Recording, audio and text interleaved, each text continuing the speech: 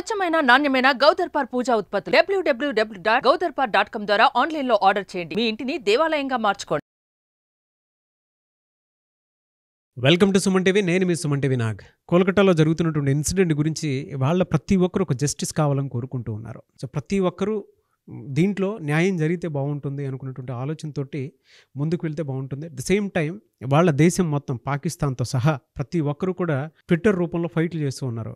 West బెంగాల్లో ఏం జరుగుతుంది అనేటువంటి దాని మీద సో రకరకాల కథనాలు మనం అయితే చూస్తూ ఉన్నాము. అండ్ ప్రతి ఒక్కరూ కూడా ఇన్సిడెంట్కి సంబంధించింది సరైన జడ్జిమెంట్, సరైన నిర్ణయంలో తీసుకోండి అనుకున్నటువంటి విషయాన్ని బలంగా గుర్తు చేస్తూ ఉన్నారు. మరి ఆ వెస్ట్ బెంగాల్కి ఎందుకు అర్థం కావట్లేదో, మమతా బెనర్జీకి ఎందుకు అర్థం కావట్లేదు అనేటువంటి దాని మీద అయితే రకరకాల కథనాలు, క్వశ్చన్స్ వస్తూ ఉన్నాయి. అయితే ప్రస్తుతానికి ఈ విషయంలో మాత్రం రకరకాల కథనాలు అయితే వస్తూ ఉన్నాయి. అప్డేట్ ఏంటి అనేది ఈ రోజు మనతో పాటు అడ్వకేట్ ఉన్నారు రవీంద్ర గారు.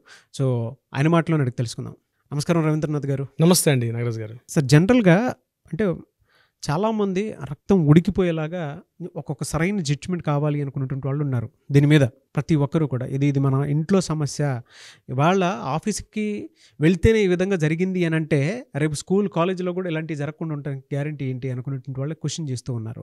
అండ్ ఆడపిల్లని బయటికి పంపించాలంటే భయంతో కూడుకున్నటువంటి పరిస్థితి వాళ్ళ.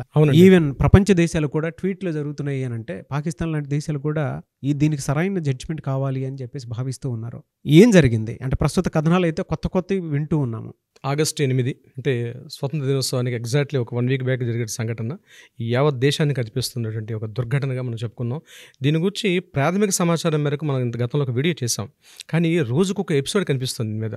అంటే దీనికి దారితీసే కారణాలు కూడా మనం విశ్లేషిద్దాం. ఎందుకనేసి మొదట్లో మనం ఏమనుకున్నామంటే సంఘటన జరిగింది ఆగస్టు 8వ తేదీ నాడు అర్ధరాత్రి 2 గంటల నుంచి 6 గంటల మధ్యలో కేసు జరిగింది. ఆ అమ్మాయి నిద్రిస్తున్న సమయంలో 3 గంటల నుంచి 6 గంటల సమయంలో ఒక నిందితుడు వచ్చి అత్యాచారం చేశాడు. అత్యాచారం చేయడమే కాకుండా మర్డర్ కూడా చేసి ఎస్కేప్ అయిపోయాడు. ఇమీడియట్గా విషయాన్ని 6 గంటలకు తెలిసింది. 7 గంటలకు పోలీసులు ఎంటర్ అయ్యారు. 8:30-9 గంటల ప్రాంతంలో లోకల్గా ఉండే ఇది తల అనేటువంటి ఒక స్టేషన్ పరిధిలో వస్తుంది కాబట్టి అక్కడ లోకల్ పోలీస్ స్టేషన్ వాళ్ళు రావడం జరిగింది. ఇమీడియట్గా 9:30 ఆ టైంలో కొంతమంది అఫీషియల్స్ రావడం జరిగింది. 9:30 ఆ సమయంలో దీన్ని ఇన్ఫార్మ్ చేశారు, పేరెంట్స్కి ఇన్ఫార్మ్ చేశారు. 10:30 ఆ ప్రాంతంలో లోకల్ తలా స్టేషన్ వాళ్ళు దగ్గరలో ఉన్న సిపికి, అలాగే అడిషనల్ డీసీపీకి, అడిషనల్ సిపికి కూడా ఇన్ఫార్మ్ చేయడం జరిగింది. 11:30 ఆ ప్రాంతంలో వాళ్ళు రావడం జరిగింది. అంటే మన జరుగుతున్న టైం షెడ్యూల్ మనం చెప్తున్నాను. 11:30 ఆ ప్రాంతంలో వాళ్ళు వచ్చారు. అరౌండ్ 1:30 టైంలో పేరెంట్స్ని నిల్వ చేశారు లోపలికి. పేరెంట్స్ వెళ్ళి సంఘటన దృశ్యాన్ని చూసి ఒక్కసారి నిశ్చేష్టులయ్యారు. అక్కడ వీళ్ళు అనుకున్నట్టుగా లేదు. అప్పటి వరకు పోలీసులు ఏం చేసిందంటే ఒక సూసైడ్ కేసుగా ముందు వాళ్ళకి ఫోన్ వచ్చిందని చెప్పారు. పేరెంట్స్ కూడా ఒక న్యూస్ బులెటిన్లో చెప్పారు వాళ్ళు ఇంటర్వ్యూలో. మాకు ఇన్ఫార్మ్ చేశారు ఏంటంటే ఒక సూసైడ్ ఇన్ఫర్మేషన్ వచ్చిందని చెప్పి. బట్ ఆ ఇన్ఫర్మేషన్కి 1 o'clock జరిగిన ఇన్సిడెంట్ ప్రత్యక్షంగా చూసినప్పటికీ ఇది సూసైడ్ కాదు, ఇది గ్యాంగ్ రేప్ జరిగింది అని వాళ్ళు ప్రత్యక్షంగా చెప్పారు. 1 o'clock జరిగిన తర్వాత అరౌండ్ 3:30కి వాళ్ళు ఏం చేశారంటే ఇది పోలీసులతో కాదు, ఇది అడిషనల్ సింగిల్ మేజిస్ట్రేట్ ఒక ఆయన ఆధ్వర్యంలో జరగాలి, ఈ యొక్క ఎంక్వైరీ ఏదైతే ఉందో అక్కడ జరగాలని చెప్పి వాళ్ళు రిక్వెస్ట్ చేసుకున్నారు. ఇమీడియట్గా 4:30 ఆ ప్రాంతంలో అడిషనల్ మేజిస్ట్రేట్ కూడా రావడం జరిగింది. 5 o'clock దీన్ని పోస్ట్ మార్టం పంపించారు. ఇది ఆ రోజు 8వ తారీఖు అంటే 9వ తారీఖు టోటల్గా జరిగిన షెడ్యూల్ ఇది. సో 5:30కి పోస్ట్ మార్టం రిపోర్ట్ వెళ్ళిన తర్వాత అక్కడి నుంచి పరిణామాలు టకటక జరిగిపోయాయి అనమాట. అక్కడ ముందే అనుకున్నారు, ఒక సస్పెక్ట్ చేసామండి, మేము ఎంక్వైరీ చేసాం, బ్లూటూత్ ఆనవాళ్ళని మేము ఎవిడెన్స్ కారణంగా సంజయ్ రాయ్ అనే ఒక వ్యక్తిని మేము సస్పెక్ట్ చేసాం, అతనే దోషి అని చెప్పి వాళ్ళు అతనే దీనిగా ఉన్నాడని చెప్పి సస్పెక్ట్ అతనని చెప్పి అతన్ని ఇమీడియట్గా రిమాండ్లో తీసుకోవడం, అతన్ని పోలీస్ ఇంటరాగేషన్లో తీసుకున్నారు. ఇది ఫస్ట్ స్టేజ్లో జరిగిన స్టెప్ ఇది. కానీ తర్వాత ఏం జరిగింది, ఎక్కడైతే సంఘటనా స్థలం జరిగిందో ఆ సంఘటనా స్థలంలో ఉన్నటువంటి సిచ్యువేషన్స్ ఏదైతే ఉన్నాయో ఇమీడియట్గా అక్కడ ఉన్న వాల్ రినోవేషన్ చేయడం, మిగిలినటువంటి ఆనవాళ్ళు ఏవైతే ఉన్నాయో వాటిని చెరిపేసే ప్రయత్నం చేయడం. ఇమ్మీడియట్గా ఇది కాకుండా ఆ రోజు సాయంత్రమే మమతా బెనర్జీ, అంటే ఈవిడ కూడా వైద్య ఆరోగ్య శాఖ మంత్రి, గుర్తుంచుకోవాల్సింది ఏంటంటే మమతా బెనర్జీ కేవలం వెస్ట్ బెంగాల్లో చీఫ్ మినిస్టరే కాదు, వైద్య ఆరోగ్య శాఖ మంత్రి కూడా ఆవిడే ఉన్నారు అక్కడ శాఖ మంత్రిగా.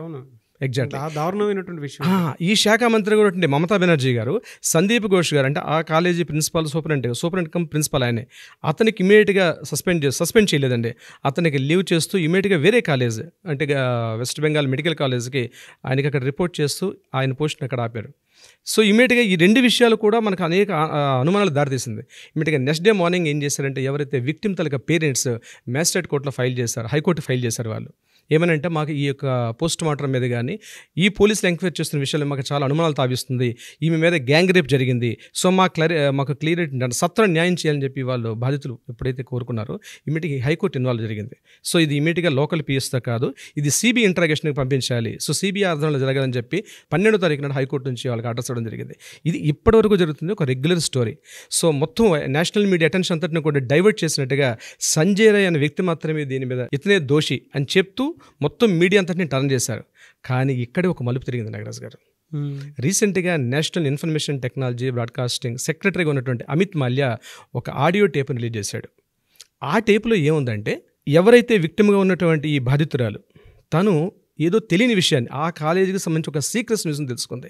అంటే సందీప్ ఘోష్గా ఉన్న ప్రిన్సిపాల్ ఈ కాలేజీలో అక్రమాలు జరుగుతున్నాయి, ఒక సెక్స్ రాకెట్ జరిగిందని, అంతేకాకుండా మానవ అవయవాలు ఉంటాయి కదా, హ్యూమన్ ఆర్గానిజమ్స్, ఈ వీటిని కూడా ఎక్స్పోర్ట్స్ ఇంపోర్ట్స్ జరిగాయని చెప్పి సందీప్ ఘోష్ అని ఏదైతే కాలేజ్ ప్రిన్సిపల్ ఉన్నాడో మెడికల్ కాలేజ్ స్టూడెంట్స్ దగ్గర నుంచి కరప్షన్ అంటే లంచాలు వసూలు చేస్తున్నాడని, ఈవెన్ ప్రాక్టికల్స్ జరిగేటప్పుడు కూడా స్టూడెంట్స్ నుంచి అనధికారికంగా కూడా కొంత ఫండ్స్ని కలెక్ట్ చేస్తున్న ఇన్ఫర్మేషన్ ఆడియో టేపులో వినిపించడం జరిగింది. ఎప్పుడైతే అమిత్ మాల్యా రిలీజ్ చేసిన ఆడియో టేపు లీక్ అయిందో బాధితురాలు పేరెంట్స్ ఏదైతే చెప్తున్నటువంటి దీనికి చాలా దగ్గర సంబంధం కలిగింది.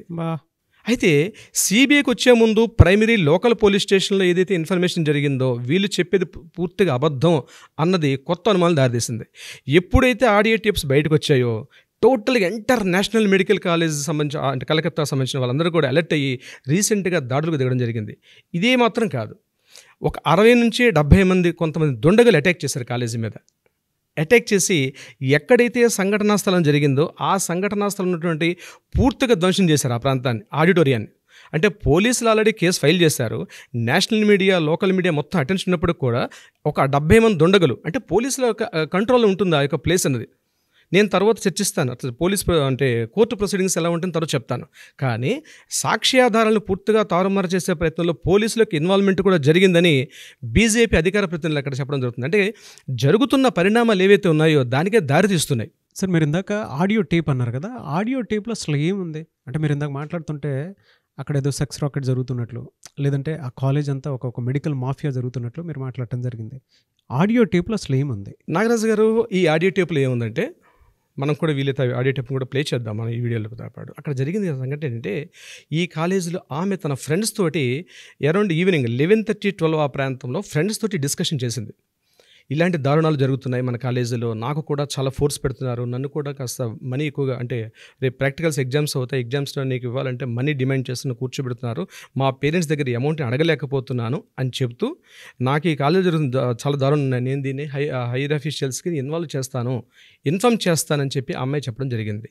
దాని తర్వాత 4 ఉమెన్స్, 4 బాయ్స్, వీళ్ళు కూడా డాక్టర్సే, 4 ఉమెన్స్ డాక్టర్సే, 4 బాయ్స్ కూడా డాక్టర్సే, వీళ్ళందరూ కలిసి ఈ మీద గట్టిగా ప్రతిఘటించారు.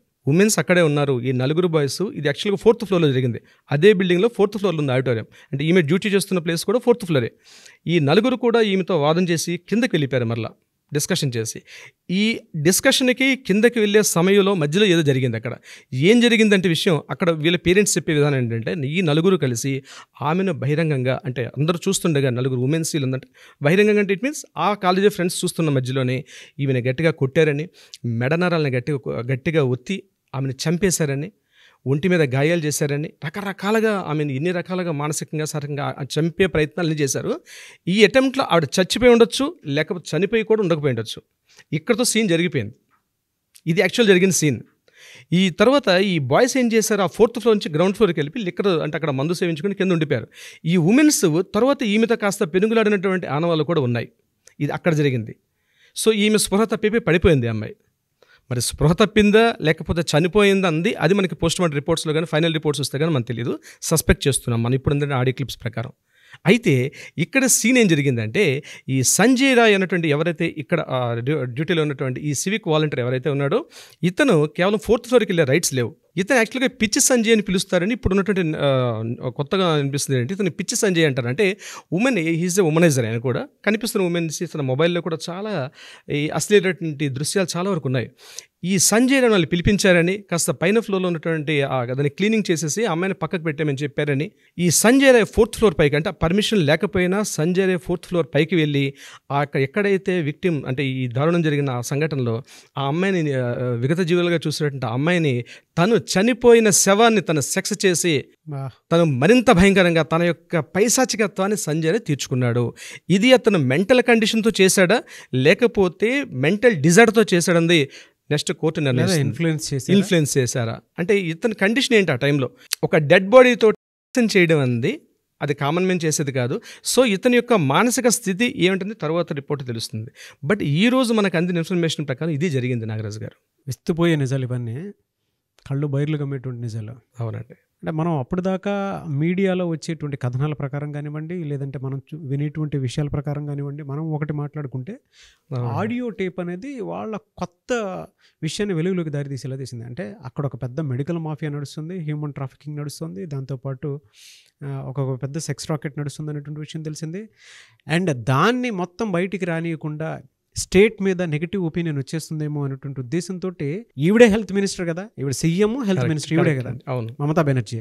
అదే ఈవిడే కావాలని, అంటే ఆవిడ చేసేటువంటి పని ఏదైనా ఉంది అని అంటే బ్లేమ్ గేమ్ 100%, అంటే నింద 100% ఉంది. ఓకే, అకౌంటబిలిటీకి వచ్చేటప్పటికి 0 ఉంది.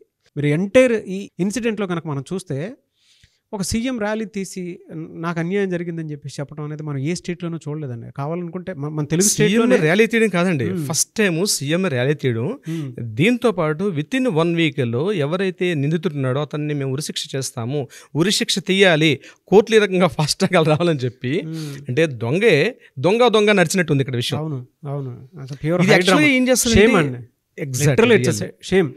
ఇదే మన తెలుగు రాష్ట్రాల్లో గతంలో కనుక చూసుకుంటే అండి, అంటే ఇన్స్టెంట్గా ఇప్పుడు మనం చూస్తే కొన్ని ఇన్సిడెంట్స్లో రాజశేఖర రెడ్డి గారు కానివ్వండి, లేదంటే కేసీఆర్ గారు కానివ్వండి తీసుకున్నటువంటి డెసిషన్స్, అంటే మనకి కొన్ని సమయంలో వాళ్ళు తీసుకున్నటువంటి డెసిషన్స్, వాళ్ళ గవర్నమెంట్లో జరిగినటువంటి డెసిషన్సే కరెక్ట్ ఏమో అన్న భావన కూడా కలుగుతుంది మనకి. అంటే ఇక్కడ కంపారిజన్ చేయడం అన్నది కరెక్ట్ కాకపోవచ్చు, ఎందుకంటే అక్కడ రాజకీయ సామాజిక పరిస్థితులు ఉంటాయి. వెస్ట్ బెంగాల్ ప్రాంతం ఇప్పుడే కాదండి, 100 ఏళ్ళ నుంచి కూడా సోనాగచ్చిన ఒక ప్రాంతం ఉంది. It's purely red light area. బాంబేలో ఎట్లయితే మనం రెడ్ లైట్ ఏరియా అంటాము, కలకట్టాలో సోనాగచ్చి అంది అఫీషియల్ ఇట్స్ సెక్సువల్ రాకెట్ నడుస్తుంటుంది. అంటే సో మనం దాన్ని కంపారిజన్ చేయలేం. మన తెలుగు రాష్ట్రాలు అటువంటి సంస్కృతి లేదు. బట్ అటు వెస్ట్ సైడ్ ఉన్నటువంటి ఇన్స్టెంట్ జడ్జిమెంట్ అనేది ఇందాక 1 వీక్లో వాళ్ళని ఉరిదీయాలి, వాళ్ళు ఇచ్చేయాలి సిబిఐ ఇన్వెస్టిగేషన్ అని చెప్పేసి ఇప్పుడు చెప్తుందని చెప్పేసి అన్నారు కదా. అవునండి, ఏం సీఎం కంపారిజన్ పాయింట్లో నుంచి చెప్పాను జనరల్గా. అంటే మన వాళ్ళే ఇంత అగ్రెసివ్గా కొన్ని విషయాల్లో డెసిషన్ తీసుకుని వెళ్ళిపోతుంటారు. అన్యాయం అంటే అన్యాయంలానే చూస్తారు. అక్కడ ఇంత హైడ్రామా నడుస్తుందంటే అంటే అకౌంటబిలిటీ 0. అంటే ఇక్కడ ఒక పాయింట్ అండి, ప్రత్యేకంగా ఇవి మెడికల్ కాలేజెస్, అంటే ప్రభుత్వం యొక్క ఆధ్వర్యంలో నడుస్తుంటే కాలేజెస్. హ్యూమన్ ట్రాఫికింగ్ కావచ్చు, సెక్స్ రాకెట్స్, ఇవన్నిటికి కూడా చాలా వరకు అడ్డాలుగా ఉన్నాయి. బయటికి రాలేదు కాబట్టి ఇప్పుడు తెలియదు. చాలా మెడికల్ కాలేజెస్ జరుగుతూ ఉంది, బట్ బయటికి న్యూస్ రాలేదు తెలియదు. అయితే ఇక్కడ మమతా బెనర్జీ అనే వ్యక్తి సీఎంగా ఉంటూ ఆ సందీప్ ఘోష్ ఎవరైతే ఉన్నారో కరస్పాండెంట్ ప్రిన్సిపాల్, అతనితోటి తను తీసుకున్న నిర్ణయాలు ఇతను సపోర్ట్ చేస్తున్నాడు. అంటే ఆ ఆడియో టేప్లో కూడా ఇంకో మాట కూడా నేను చెప్పడం వచ్చాను. అందులో ఏం చెప్పారంటే ఈ సందీప్ ఘోష్కి రాజకీయ సంబంధాలు చాలా విస్తృతంగా ఉన్నాయి, అతన్ని ఎవరు ఏమీ చేయలేరు, దాన్ని రాజకీయంగా ఉండే ప్రస్తుత గవర్నమెంట్ అడ్డు పెట్టుకొని తను రెచ్చిపోతున్నాడు అన్న ఒక విషయం కూడా అందులో స్పష్టంగా ఉంది. అవునండి. సో ఇవన్నీ ఏంటంటే యాక్చువల్గా ముందున్నటువంటి సిచ్యువేషన్ వేరు, ఈ సిచ్యువేషన్స్ ఎక్కడికో దారితీస్తున్నాయి. కోర్టు ప్రొసీడింగ్స్ కానివ్వండి, లేదంటే జనరల్గా ఎలా వెళ్తే బాగుంటుంది అంటారు సార్ అసలు? అంటే యాక్చువల్గా జనరల్గా ఈ అత్యాచారం, హత్య ఇటువంటి సంఘటనలో కోర్టు కొన్ని ప్రొసీడింగ్స్ ఉంటాయండి. అంటే కోర్టు స్టెప్స్ ఎలా ఉంటాయి, 1 by 1 స్టెప్స్. ఫస్ట్ స్టెప్ ఏముంటుంది, ఎఫ్ఐఆర్ నమోదు చేయడం. అంటే సంఘటన ఐడెంటిఫై చేయగానే ఫస్ట్ ఎఫ్ఐఆర్ నమోదు చేయడం అనేది ఫస్ట్ ఇన్స్టెంట్. సో ఎఫ్ఐఆర్ తర్వాత సమాచార సేకరణ, అంటే ఇన్ఫర్మేషన్ గ్యాదర్ చేస్తారు పోలీస్ డిపార్ట్మెంట్ వాళ్ళు. ఫస్ట్ నెక్స్ట్ స్టెప్లో జరిగేది సమాచార సేకరణలో ఏమవుతుంది, ఆ హత్య జరిగిన సంఘటన స్థలాన్ని పరిశీలించడం, అక్కడ ఏదైనా సాక్ష్యాలు దొరుకుతాయా, అంటే ప్రిలిమినరీ ఎవిడెన్సెస్ అన్నీ కలెక్ట్ చేస్తారు. దీని తర్వాత ఫోరెన్సిక్ వాళ్ళని పిలిపిస్తారు. దాని నెక్స్ట్ మరలా ఈ థంబ్ ఇంప్రెషన్స్ వాళ్ళని తీసుకుంటారు, అక్కడ వేలిముద్ర నిపుణులను తీసుకోవడం, ఫోరెన్సిక్ వాళ్ళని తీసుకోవడం, ఇవి ప్రైమరీ స్టేజ్లో అయిపోతుంది. దీని నెక్స్ట్ డిఎన్ఏ టెస్టులు తీసుకొస్తారు. అత్యాచార బాధితురాలను కానీ బాధితురాలు సంబంధించినటువంటి ఆనవాళ్ళు ఏమైనా ఉంటే అక్కడ ఉంటే కూడా తీసుకుంటారు. ఇవన్నీ అయిన తర్వాత ఎవరైతే నిందితుడిని సస్పెక్ట్ చేస్తారో అతన్ని పోలీస్ స్టేషన్లో రిమాండ్కి తీసుకెళ్తారు. స్టేషన్లో మన కోర్టులో సబ్మిట్ చేస్తారు. కోర్టు ఆయనకి బేస్డ్ ఆన్ ద కేసు ప్రకారం మినిమం 14 days నుంచి పైకి రిమాండ్ విధిస్తారు. ఇదంతా ఒక పార్ట్. దీని తర్వాత ఛార్జ్షీట్ ఫైల్ చేస్తారు. ఛార్జ్షీట్ ఫైల్ అయిన తర్వాత మొత్తం కేసు ఎవిడెన్స్ అన్నీ కూడా టోటల్ ఎవిడెన్స్ అంతా కూడా పీపీకి సబ్మిట్ చేస్తారు, అంటే పబ్లిక్ ప్రాసిక్యూటర్కి. సో పబ్లిక్ ప్రాసిక్యూటర్ అని అప్పుడు ఎంటర్ అవుతారు ఈ కేసులోకి. ఇదంతా ప్రాసెస్ జరగడానికి it will take minimum 3 months నుంచి మ్యాక్సిమం ఎక్కడ టైం మెన్షన్ చేయలేదు. నాకు అది గుర్తుపెట్టుకోవాలంటే ఇక్కడే తప్పు జరుగుతుంటాయి. ఇక్కడే ప్రధానంగా కోర్టుల్లో తప్పులు ఎక్కడ జరుగుతాయి అంటే కోర్టు నిర్దేశించాలి. ఇక్కడ మినిమం 3 months అని చెప్తుంది, మ్యాక్సిమం తెలియదు. కోర్టులో వాడు రిమాండ్లో ఉంటాడు, వాడు ఇయర్స్ టుగెదర్ రిమాండ్లో ఉంటాడు. ఆ రిమాండ్ పొడిగిస్తుంటారు. ఏమంటారు పోలీసులు, మేము ఛార్జ్షీట్ ఫైల్ చేయి, ఇంకా ఈ సేకరిస్తున్నాం అంటారు. ఫాస్ట్ ట్రాక్ కోర్టులు ఎందుకు ఇలాంటి సమయాల్లో ఫాస్ట్ ట్రాక్ కోర్ట్స్ అంది జడ్జి అదే ఇందాక మనం చెప్తున్నాం, లాస్ట్ టైం కూడా వీడియోలు చెప్పాం మనం. ఫాస్ట్ ట్రాక్ కోర్ట్స్ అన్నీ వస్తుందండి. బట్ ఈ సాక్ష్యాల సేకరణలో అలాగే ఈ మెడికల్ ఎవిడెన్సెస్ కావచ్చు, లేకపోతే ఫిజికల్ ఎవిడెన్స్, వీటన్నిటిని కూడా వాళ్ళు అక్కడ మనం ట్రయల్స్ చేస్తాం కోర్టులో ట్రయల్స్ చేసేటప్పుడు ప్రతి వ్యక్తి వచ్చి, ఈవెన్ దో ప్రతి డాక్టర్ అక్కడ ఫిజికల్ ప్రత్యక్ష సాక్షులు ఎవరున్నారు, పరోక్ష సాక్షులు ఎవరున్నారు, వీళ్ళందరూ కూడా వచ్చి ఎవిడెన్సెస్ చెప్పడం ఉంటుంది. ఈ ఎవిడెన్సెస్ చెప్పడం అది ఇయర్స్ టుగెదర్ నడుస్తూ ఉంటుంది ట్రయల్స్లో. పబ్లిక్ ప్రాసిక్యూటర్ సబ్మిట్ చేస్తాడు, ఆపోజిట్ వాళ్ళు వస్తుంది. ఇదంతా ఎంత ఫాస్ట్ ట్రాక్ అనుకునేటప్పుడు కూడా ఈ ట్రయల్స్ నడుస్తూనే ఉంటాయి. ఇక్కడ ఏం జరుగుతాయి, సాక్ష్యాలు తారుమారు అవుతాయి. ఇప్పుడు ఈరోజు కొట్లాడుతున్న మన కలకత్తా కేసు విషయానికి వస్తే వీళ్ళందరూ ఎందుకు ఫైట్ చేస్తున్నారు, ఇంతమందికి మెడికల్ కాలేజ్ స్టూడెంట్స్ ఎందుకు వచ్చి ఫైట్ చేస్తున్నారు అంటే మాకు సత్వర న్యాయం కావాలి. దేశాలు కూడా ఒక తాటిపైకి వచ్చి ఫైట్ చేస్తున్నాయి. అవునండి, ఎగ్జాక్ట్. మనకు అగైనెస్ట్ గా ఉండేటువంటి పాకిస్తాన్ కూడా ఇవాళ ట్విట్టర్ లో ఫైట్ అంటే అది న్యాయం జరగాలి. ఇక్కడండి దేశం అన్నది మనం బౌండరీస్ గీసుకున్నాం, బట్ వ్యక్తులు ఒకటే కదా. ఎక్కడైనా ప్రపంచం అంతా ఒకటే కదండి. ప్రపంచంలో మనుషులందరూ ఒకటే, ఫీలింగ్స్ ఒకటే ఉంటాయి, ఎమోషన్స్ ఒకటే ఉంటాయి. సరే అవి పరిస్థితులు మారితే పాకిస్తాన్ మనం సపోర్ట్ చేయడం కూడా ఒక విధంగా అప్రిషియేట్ చేయాల్సిందే మనం. ఈ విషయం ప్రపంచ దేశాలు, కెనడా లాంటివి కూడా, ప్రపంచ దేశాలు కూడా. అయితే ఇక్కడ మనం కోర్టు విషయానికి వస్తే సత్వర న్యాయం జరగాలి అంటే చట్టాల యొక్క రూపకల్పన మార్చాలి ఇటువంటి సంఘటనలో. ఎందుకంటే టైం ఇస్తే ఏమవుతుందంటే డేస్ తీసుకున్న కొద్దీ ఈ సాక్ష్యాలు తారుమారు అయిపోతాయి. జరగాల్సినటువంటి న్యాయం జరగదు, బాధితులకు న్యాయం జరగదు. దీని సొల్యూషన్ ఏంటి, ఏం చేస్తే బాగుంటుంది సొల్యూషన్? ఒకటేనండి, ఇటువంటి సంఘటన జరగగానే ఇమ్మీడియట్గా దీనికి ఒక స్పెషల్ జ్యుడిషియరీ ఒక ఫోరం ఉండాలి, ఒక స్పెషల్ జ్యుడిషియరీ ఫోరం. ఇందాక లాస్ట్ టైం మీరు ఒక వీడియోలో మంచి వీడియో ఒక మంత్రిత్వ శాఖ ఉండాలన్నారు మీరు. ఒక స్పెషల్ ఒక మంత్రిత్వ శాఖ ఉండాలండి. ఆరోగ్య శాఖ, ఆర్థిక శాఖ ఎలా ఉంటుందో ఇటువంటి అత్యాచార సంఘటనలు ఇట్లాంటి జరిగేటప్పుడు ఒక స్పెషల్ పోర్ట్ఫోలియో ఒకటి ఉండాలి. ఇమ్మీడియట్గా వాళ్ళు యాక్షన్ తీసుకోవాలి. దీనికి సంబంధించినటువంటి కొన్ని డిపార్ట్మెంట్స్ కొత్తగా అపాయింట్ చేయాలి గవర్నమెంట్. అవును, కొత్త డిపార్ట్మెంట్ చేసినప్పుడు ఏంటంటే ఫాస్ట్ ట్రాక్ ఏదో పెట్టేశాం కాబట్టి అక్కడ సబ్మిట్ చేసుకోండి అయిపోద్ది అంటే కుదరదు. ఖచ్చితంగా యాక్ట్లు మారాలి, ఇప్పటికైనా గుణపాఠం రావాలి. ఈరోజు మహిళలు చట్ట సవరణ జరగాల్సిందేనండి. ఈరోజు మహిళలు దేశంలో భద్రతగా ఉండాలి అంటే అది రాత్రి పగలు పనిచేస్తున్నారు కాబట్టి డే అండ్ నైట్ వర్క్ చేసే ప్లేసుల్లో ఇట్లాంటి జరిగే అవకాశాలు ఉంటాయి. కాబట్టి ఒక నిర్భయ యాక్ట్ వచ్చింది, నిర్భయ యాక్ట్ని మళ్ళీ రివిజన్ చేయాలి. ఇంకా సత్వరంగా పరిష్కారం జరిగేట్టుగా ఎన్ని అవకాశాలు ఉంటే అన్ని అవకాశాలు మనం తీసుకొని కొత్త యాక్ట్లు ఇంప్లిమెంట్ చేస్తే చాలా అద్భుతంగా ఉంటుంది. ఇది కాకుండా ఇటువంటి చేయడానికి కూడా సాహసించడానికి, ఊహించడానికి కూడా భయపడే స్థితిలో ఉన్నట్టు యాక్ట్స్. లాస్ట్ టైం కూడా మనం అనుకున్నాం, నిన్న లాస్ట్ వీడియోలో ఏమనుకున్నాం మనం, ప్రతి చోట హోర్డింగ్స్ పెట్టాలి. అవును, ప్రైమరీ ఎడ్యుకేషన్లో కూడా బేసిక్ నాలెడ్జ్ ఇవ్వాలి, లీగల్ బేసిక్ నాలెడ్జ్ ఇవ్వాలి. అమ్మో ఇట్లా ప్రైమరీ నాలెడ్జ్ అనేది డెఫినెట్గా ఉండాలి, డెఫినెట్గా ఇవ్వాలి. ఇలాంటివి చేస్తే నాకు ఇలాంటి సెక్షన్ భయం రావాలి. స్కూల్స్లో ఇది ఇప్పుడు ఆఫీస్ కమ్ కాలేజ్లో జరిగినటువంటి ఇన్సిడెంట్. ఇది వాళ్ళ ఒక ఆడపిల్లను బయటికి పంపించాలంటే ఎంత భయపడతారు పేరెంట్స్ అయినా సరే. ఆ కాలేజ్ కూడా పోలీస్ అవుట్ పోస్ట్లో ఉన్నటువంటి కాలేజ్ అది. ఇప్పుడు చాలా కాలేజ్ బయట ఎక్కడ ఉంటేనే కాదు, ఆ కాలేజ్కి ఒక స్పెషల్ పోలీస్ అవుట్ పోస్టే ఉంది అక్కడ. అవును సరే, ఇలాంటి వాటిల్లో ఇమీడియట్గా రిజల్ట్ రావాలి అని అంటే ఎలా వెళితే బాగుంటుందంటారు? అంటే లీగల్ సిస్టమ్ ప్రకారం కనుక చూస్తే మీకు తెలుసు కాబట్టి అడుగుతున్నాను. ఈరోజు మనకి సోషల్ మీడియాలో హ్యాష్ ట్యాగ్ అంది చాలా ఒక పవర్ఫుల్ వెపన్ సార్ నాగరాజ్ గారు. సో దీనికి సంబంధించి ఈ వీడియో చూస్తున్నటువంటి సుమన్ టీవీ వ్యూయర్స్ కావచ్చు, నాగ్ ఫ్యాన్స్ కావచ్చు, మన వ్యూయర్స్ అందరూ కూడా హ్యాష్ ట్యాగ్ పెడుతూ దీన్ని ప్రత్యేకంగా కోల్కతా అభయ కేస్ అనే సింపుల్ హ్యాష్ ట్యాగ్ చేస్తే మనం ఎంత వైరల్ చేసుకుంటే దీనికి సంబంధించి కోల్కతా అభయ కేస్ అని హ్యాష్ ట్యాగ్ చేయండి. డెఫినెట్గా వైరల్ చేద్దాం. దీనికి సత్వర న్యాయం కోసం మనవంతా కూడా మనం కృషి చేద్దాం. డెఫినెట్గా సార్, థ్యాంక్ యూ అండి. సో ప్రతి ఒక్కరికి నేను ఆడియన్స్కి కోరుకునేది ఒకటే, justice for Kolkata Abhaya case అని హ్యాష్ ట్యాగ్ పెట్టి ట్రెండింగ్లోకి తీసుకుని వెళ్ళండి. ఎందుకంటే ప్రపంచం మొత్తం ఒకసారి కదిలింది, వాళ్ళ ప్రపంచ దేశాలు కూడా కదిలే ఇన్సిడెంట్ మీద. దీనికి ఇమీడియట్ జడ్జ్మెంట్ కావాలి అని అంటే మాత్రం ఇటువంటి హ్యాష్ ట్యాగ్ ట్రెండింగ్లోకి తీసుకువెళ్తేనే ఇమీడియట్ రెస్పాన్స్ అనేది వస్తుంది. కాబట్టి దయచేసి ఈ వీడియోస్ని షేర్ చేయండి, కింద హ్యాష్ ట్యాగ్ మాత్రం డెఫినెట్గా పెట్టండి, justice for Kolkata Abhaya case అని చెప్పి. ఎనీవే సార్, థ్యాంక్ యూ అండి. థ్యాంక్ యూ నాగరాజ్ గారు.